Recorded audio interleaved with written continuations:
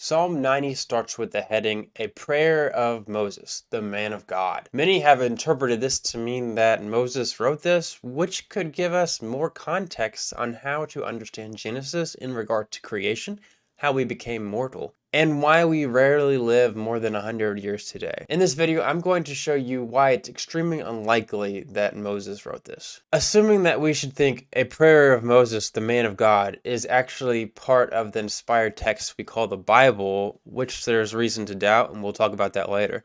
This wordage is often interpreted to mean that Moses wrote Psalm 90, just like other superscriptions like this and other psalms, which say things like a Psalm of David, and therefore are interpreted to mean that David wrote them.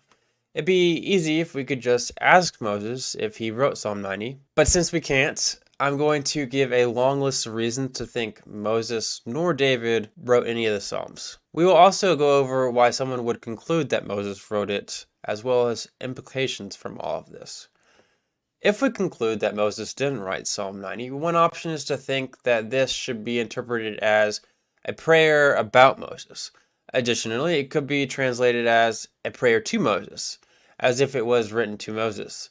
John Goldingay notes, the psalm might have been written to indicate how Moses might pray for the people in their present circumstances. There are other interpretations, but this is plenty for now. There are many themes in Psalm 90, similar to Genesis, which could make one think Moses wrote it. Verse 2 refers to the creation of the mountains and world, which is, of course, what happens in Genesis 1.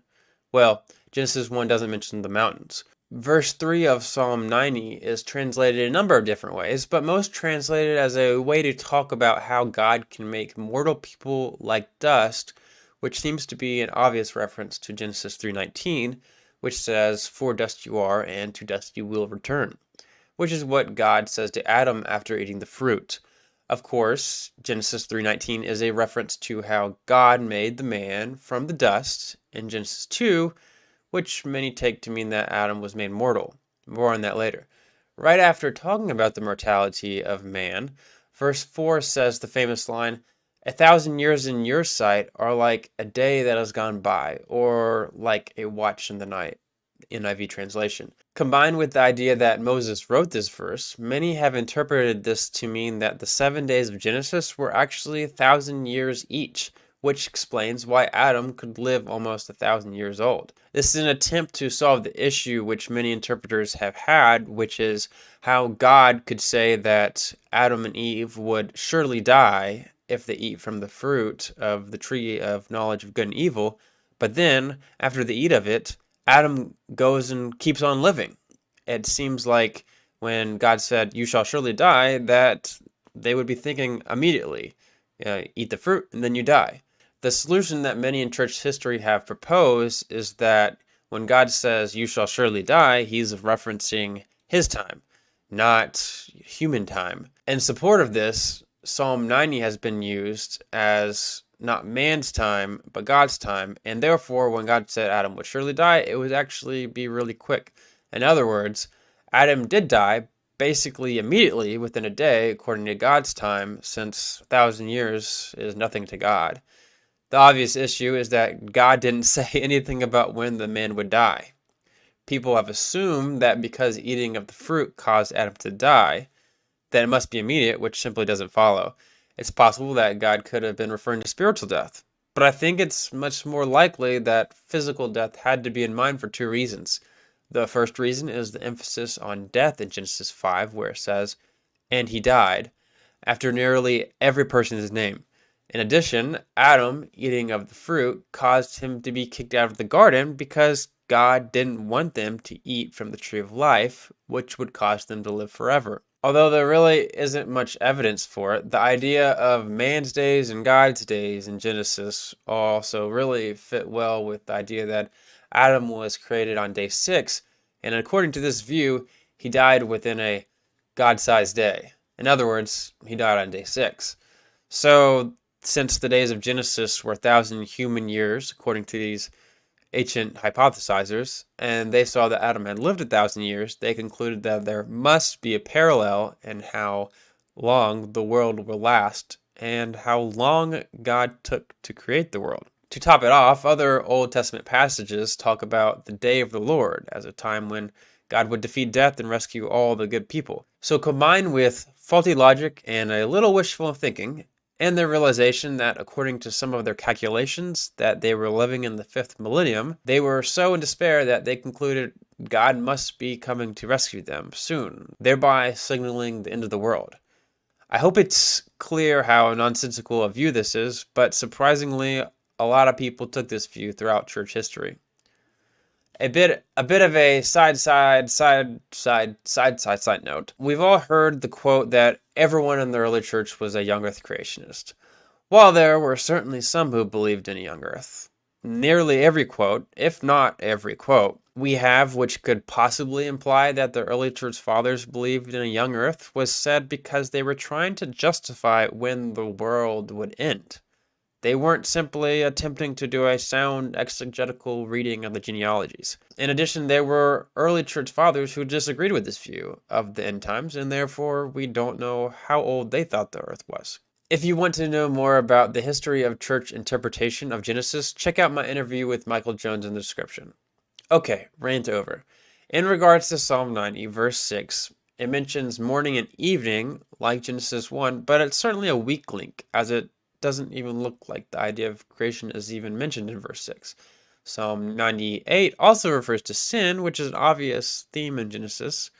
Verse 10 says, "Our days may come to 70 years, or 80, if our strength endures, yet the best of them are but trouble and sorrow, for they quickly pass and we fly away."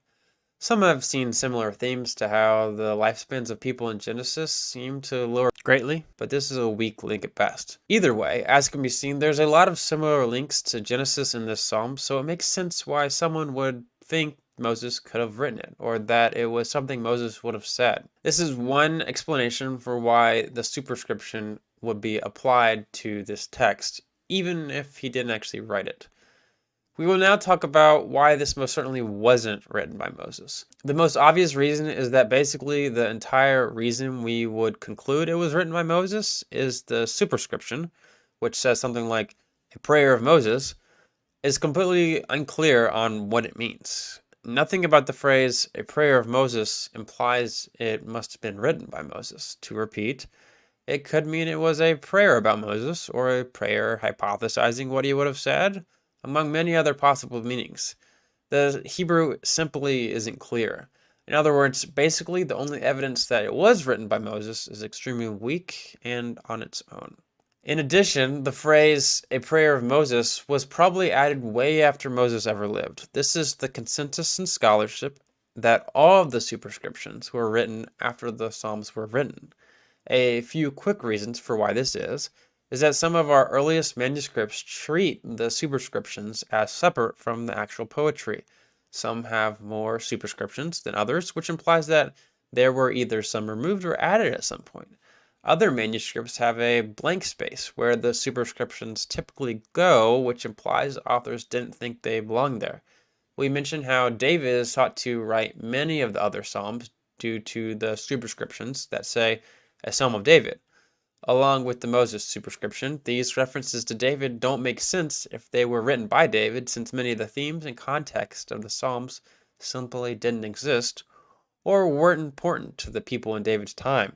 If the other superscriptions don't point to authorship, that should give us doubt about the Moses superscription. For more detail on why the superscriptions were probably written later, you can check out my video on the superscriptions in the Psalms, which is linked in the description. If the superscriptions were added later, that means we are relying on some type of oral tradition to carry the idea that it was actually written by Moses.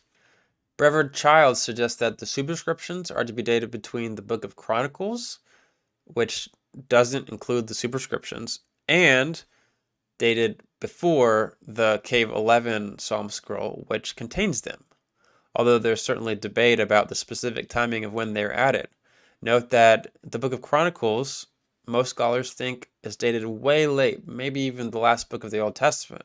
And since the superscriptions weren't in there at that point, if they weren't in there, that implies that they had to have been added later. While it is hypothetically possible that Moses wrote Psalm 90. It's highly improbable that we would expect for humans to reliably transmit the authorship of Psalm 90 through oral tradition for such a long period of time, especially when this is a time when writers weren't primarily concerned with writing for historical purposes, but rather theological purposes. A note aside from authorship, for those that might take issue with saying that the superscription of Psalm 90 is not historically accurate based on a view of the inspiration of Scripture that says Scripture must be historically accurate, I've given a number of different ways to take the superscription that don't require the superscription being wrong.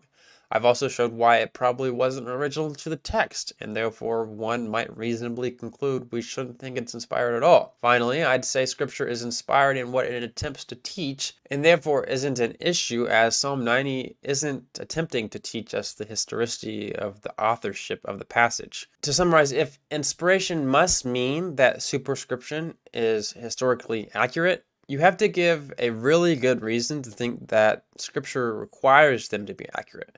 But that certainly doesn't mean it's the only possible conclusion. If you want to know more on that thought, check out my Michael Heiser video series on the inspiration and inerrancy of Scripture linked in the description.